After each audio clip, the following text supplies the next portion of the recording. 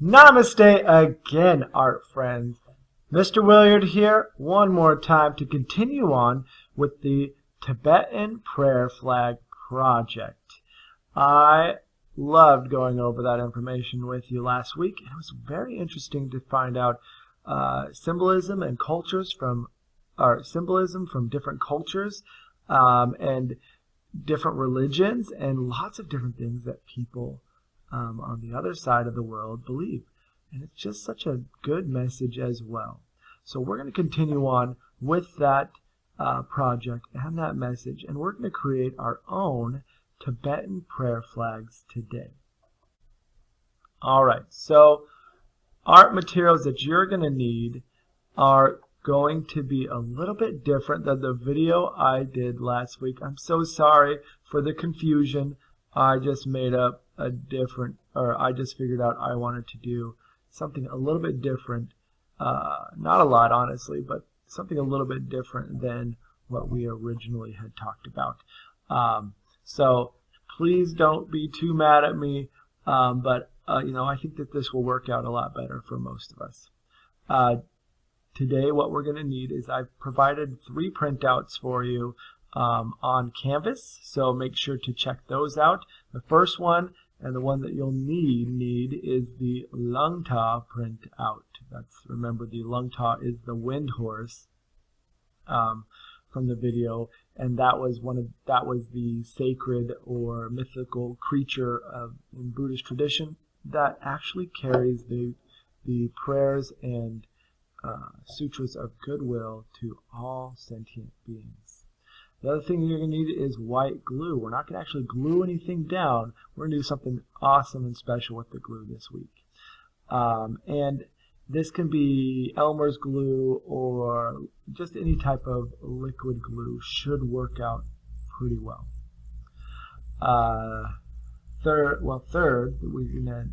I have another printout for us. That is the Tibetan prayer flag printout.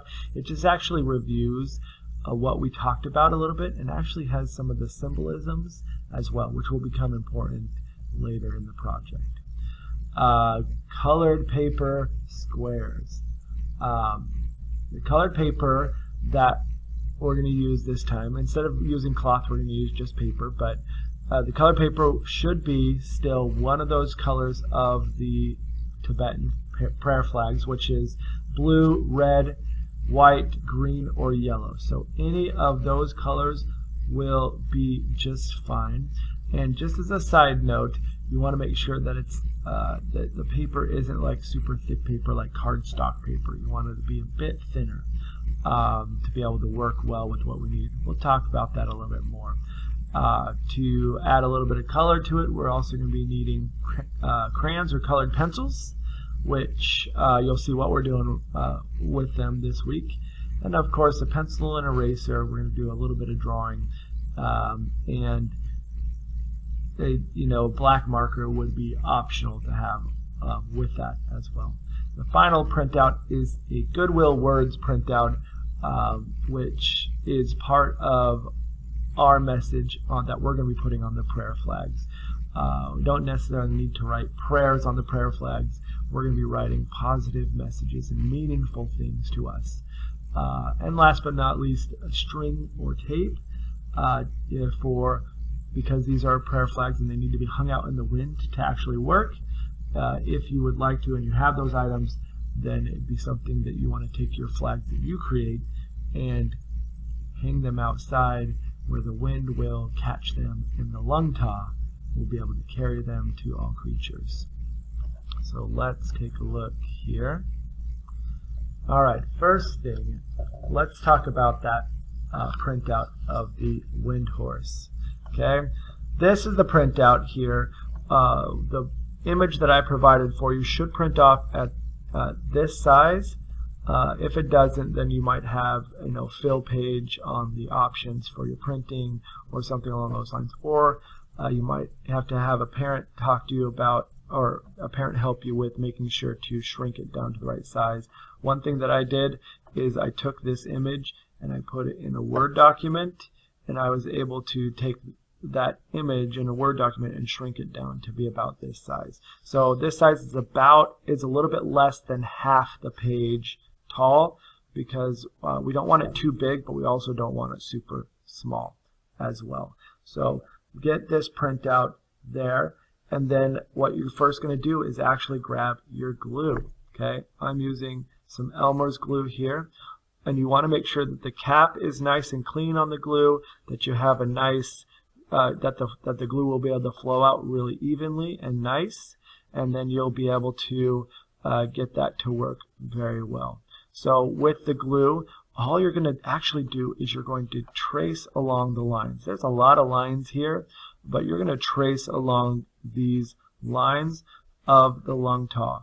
You're basically drawing it by tracing, which is easy, but you're using glue, so be careful of that. I might actually recommend to take your bottle of glue and kind of run it a little bit so you can make sure you're getting nice straight lines, or nice even lines, excuse me, without causing too much of a mess. Okay, so get a good feel for making your glue come out in nice even lines, and then you're going to go around the lung taw picture that we have on the top, and you're basically just going to trace around those lines like you were drawing, but you're drawing in glue, which is kind of cool, I think, right? And getting all of that in there. One thing that I've noticed is that sometimes I'll get something like that happen, where I'll have just a puddle of glue instead of the whole thing. Now that can be a bad thing, but it can also work in your favor as well. So just be careful about how much glue you're putting out. I actually am not squeezing a lot on the bottle as I'm working here, and I don't have to worry too much if I don't follow the lines exactly. Okay, some of these lines I can even not have in my picture or skip if I feel like I have too much glue in that area and I won't be able to actually make it work. Then I can just not draw the line so that I can make it happen the way I want to. So go ahead and draw those lines.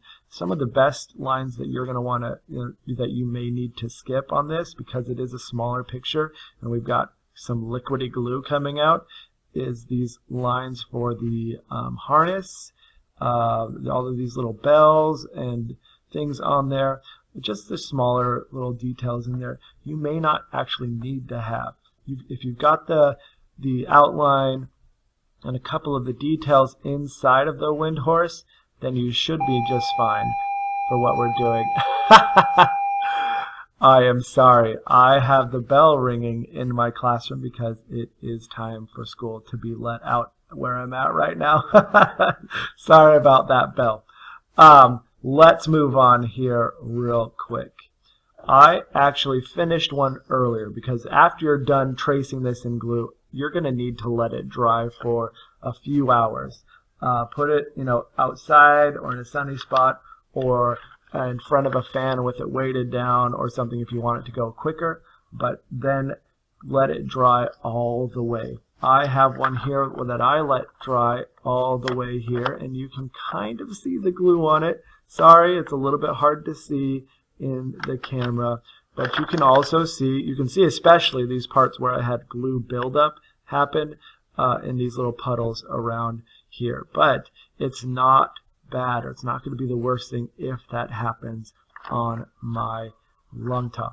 Okay, so let that glue dry, and then you'll be ready for the next step.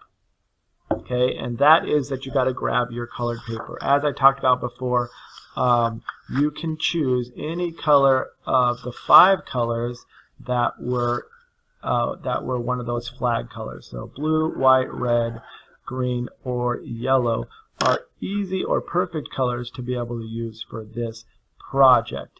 I am going to choose white because it's pretty simple to use and easy to see on camera, but you can choose any of these colors.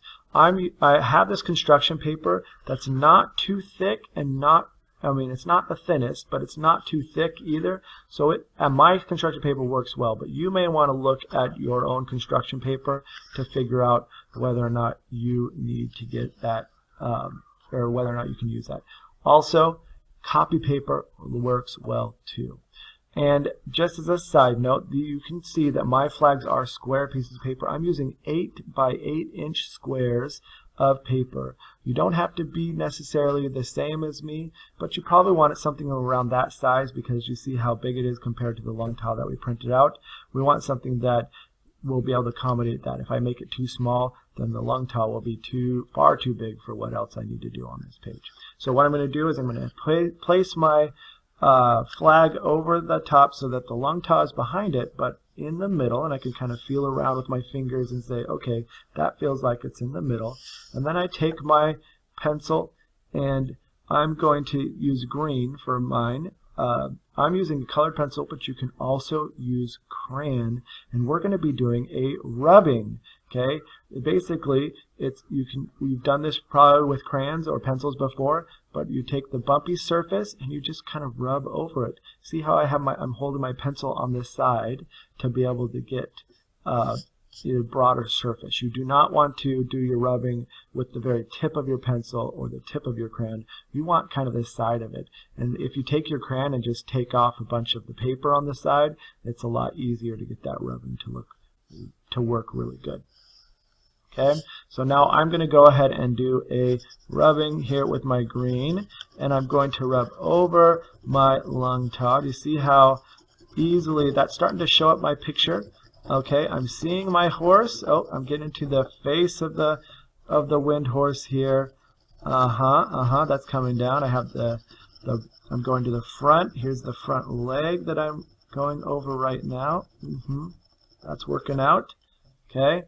I'm also going down and moving on to the next leg. Here's the next leg of it. And you're just seeing those details. It's not like a drawing, of course, so you're not going to see it like a drawing as much, but you are going to see these fine details. And that's from the glue that I glued on there. Okay, you're seeing that happen. That's from the glue that I glued on there. You're probably going to get a smoother picture from like a crayon or a broader surface.